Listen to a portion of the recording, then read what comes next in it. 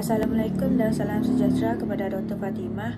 Hari ini kami akan membentangkan tugasan 1 PBL 3013 Pragmatik yang bertajuk Analisis Ujaran dalam Media Masa Rasmi berkaitan ucapan belanjawan 2026 oleh Perdana Menteri ke-10 Yang Amat Berhormat Datuk Seri Anwar Ibrahim.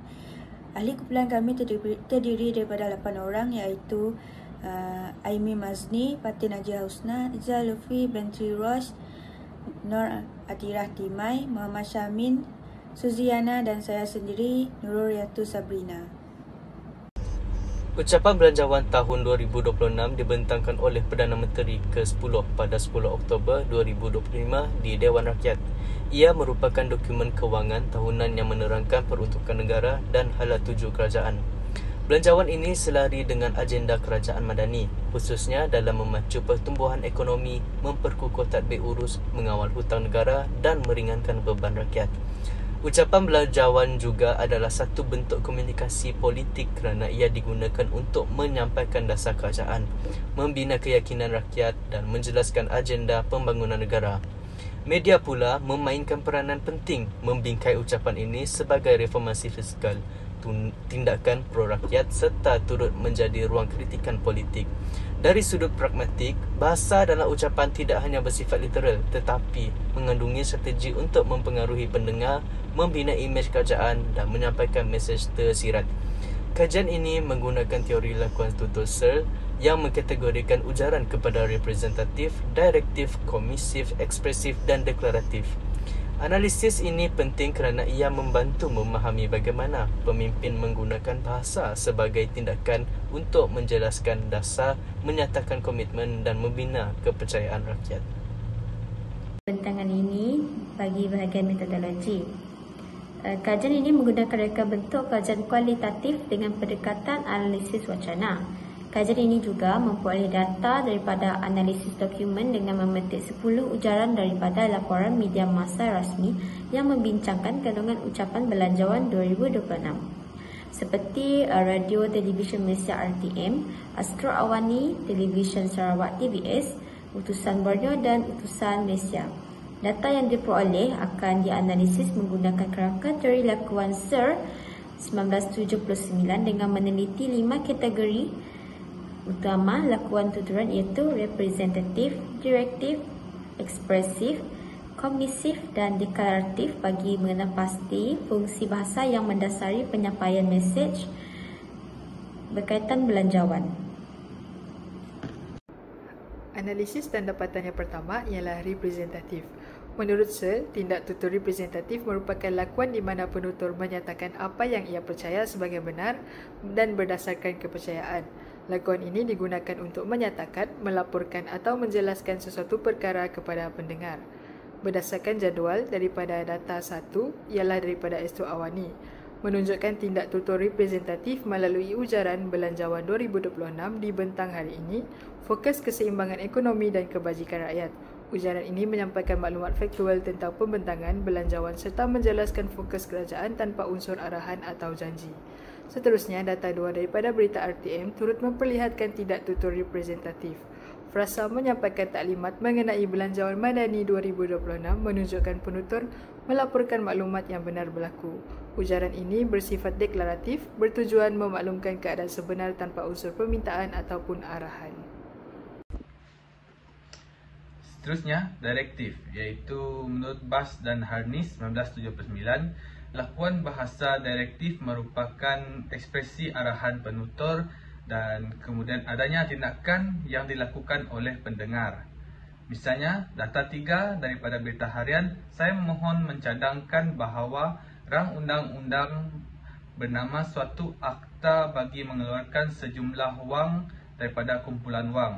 Data 4 daripada Utusan Malaysia adalah lebih baik jika kerajaan membina rantaian bekalan menyeluruh untuk sesuatu industri yang dimiliki sepenuhnya oleh kerajaan supaya keuntungannya dapat disalurkan kepada rakyat secara terus.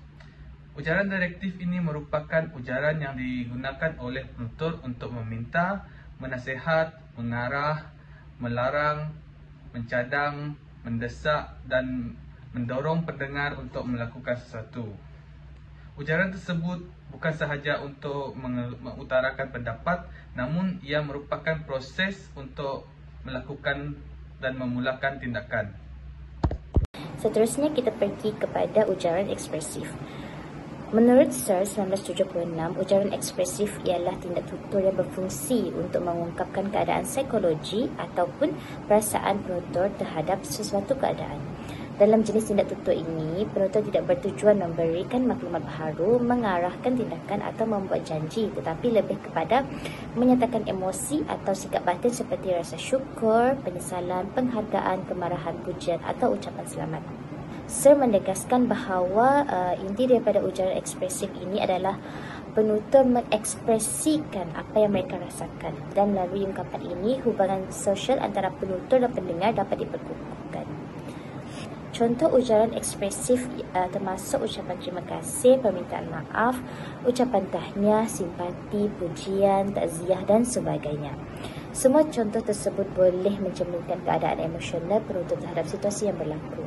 Berdasarkan rajah tersebut, data 5 merupakan ujaran yang telah dipetik daripada berita RTM melalui ucapan belanjawan 2025 yang telah disampaikan oleh Perdana Menteri ke-10, iaitu Yang Amat Berhormat Datuk Seri Anwar bin Ibrahim. Ujaran yang dipetik daripada berita RTM semasa Perdana Menteri berucap iaitu tidak menjejaskan kemampuan mereka dalam membeli barangan, keperluan dan perkhidmatan. Hal ini dikatakan demikian kerana dalam ujaran ini menunjukkan Perdana Menteri kita mengambil berat dan menunjukkan rasa bimbang tentang kesejahteraan rakyat. Oleh itu, ujaran ini boleh dikategorikan dalam ujaran ekspresif kerana ujaran ini menunjukkan penekanan terhadap sikap kepedulian dan empati terhadap rakyat yang terkesan dengan kos sara hidup. Seterusnya ialah berdasarkan data yang ketujuh, ujaran tersebut telah dipetik dari ucapan belanjawan 2026. Dalam ucapannya yang dipetik oleh utusan Borneo, iaitu setinggi-tinggi penghargaan kepada semua yang berusaha tanpa lelah merealisasikan hasrat kejayaan untuk memaknai erti sebenar kesejahteraan rakyat dan kemakmuran negara menerusi dokumen ini. Beliau menghargai setiap pengorbanan rakyat jelata yang untuk membangunkan negara Malaysia ini. Oleh itu, ujaran ini termasuk dalam ujaran ekspresif kerana ujaran ini menekankan sikap penghargaan seorang ketua kepada rakyatnya. Seterusnya, saya akan membentangkan lakuan pertuturan komisif. Tindak tutur komisif merujuk kepada jenis tindak tutur yang mengikat penuturnya untuk melaksanakan tindakan tertentu sebagaimana yang dinyatakan dalam ujarannya. Data 7 daripada berita RTM, ujarannya ialah Perdana Menteri menyatakan bahawa perincian lanjut belanjawan madani keempat yang dibentangkan pada Jumaat ini. Ujaran ini menunjukkan lakuan komisif kerana menzahirkan janji dan komitmen kerajaan untuk melaksanakan tindakan pada masa hadapan. Data 8 pula daripada berita Astro Awani, ujarannya ialah belanjawan menekankan perlindungan isi rumah daripada tekanan semasa dan meletakkan asas bagi pertumbuhan masa hadapan. Melalui ujaran ini, kerajaan menunjukkan niat dan kesungguhan untuk melaksanakan dasar tersebut demi kesejahteraan rakyat dan pembangunan negara. Bulannya, lakuan komisif dalam kedua-dua data menegaskan bahawa ucapan belanjawan bukan sekadar menyampaikan maklumat tetapi juga membina kepercayaan dan keyakinan rakyat terhadap tindakan kerajaan yang akan dilaksanakan. Seterusnya ialah deklaratif. Deklaratif ialah ujaran yang mampu mengubah status, realiti ataupun keadaan sosial melalui pengisytiharan rasmi. Sebagai contoh, data 9. Pejabat awam terima bantuan khas kewangan RM500. Di sini, Perdana Menteri telah mengumumkan perubahan status kewangan pejabat awam secara rasmi. Ujaran ini mencetuskan perubahan dasar sebenar selari dengan ciri deklaratif. Seterusnya ialah data ke-10, iaitu Sabah dan Sarawak menerima peruntukan pembangunan tertinggi. Di sini kerajaan mengisytiharkan keutamaan pembangunan untuk kedua-dua negeri ini. Ujaran ini mengubah dasar dan keutamaan sosial untuk mengurangkan beban pembangunan rakyat di Sabah dan Sarawak. Kesimpulan, analisis lakuan pertuturan Shirley dalam ucapan belanjawan 2025 dan 2026 berdasarkan laporan media seperti RTM Utusan Malaysia, Berita Harian, Utusan Borneo dan Astro Awani. Setiap kategori lakuan pertuturan disertai 2 data ujaran, dengan majoritinya diperoleh daripada Astro Awani dan Berita Harian. Terdapat 5 jenis lakuan pertuturan yang dikenal pasti. Yang pertama, representatif, menyampaikan fakta dan hala tuju dasar kerajaan.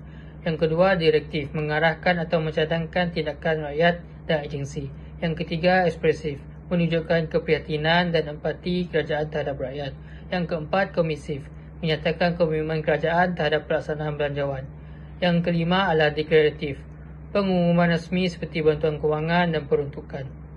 Kesimpulan, secara keseluruhannya ucapan belanjawan tidak hanya bertindak sebagai dokumen informatif, tetapi juga sebagai wacana posesif yang membentuk persepsi awam dan menegaskan komitmen kerajaan terhadap agenda pembangunan negara.